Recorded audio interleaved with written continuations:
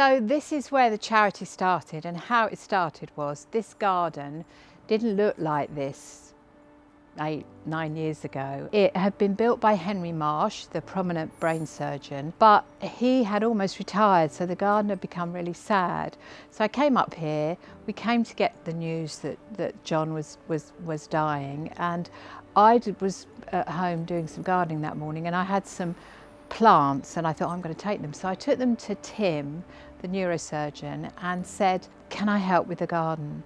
And he said, I don't know what to do about it, Laura. So I said, we'll take it over. And then in the next breath, I thought, shall we set up a charity?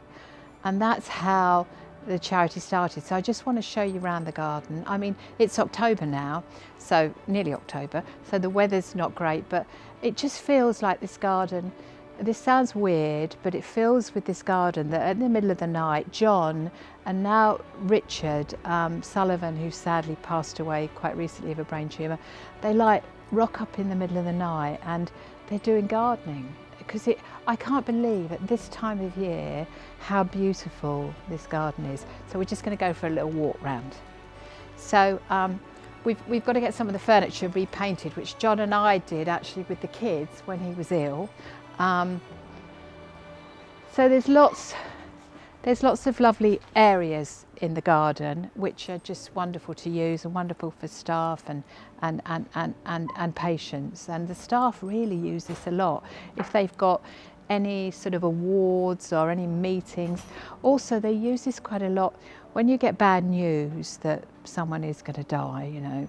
It's much better if you're outside looking at like these great plants as opposed to being stuck in a room looking at a wall. So I think it makes such a big difference. And I just wanted to show you 2 pots, which you're going to think is a bit weird, but I'll just show you. Well, actually there's 3. So John was sick, he'd had an operation and he was in the ward next door, and Holly and Harry and I were coming up to see him.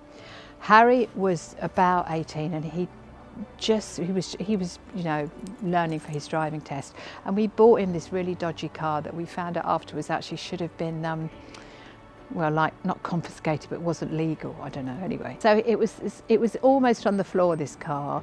We were coming to see John and I said, Harry, we've got to take these 3 pots. So there's 3 of these pots, so they're quite large, and it was a tiny little car. And he said, Mum, if you let me drive, then I'll get the pots in my car. And I was thinking, he'll never get these in his little car.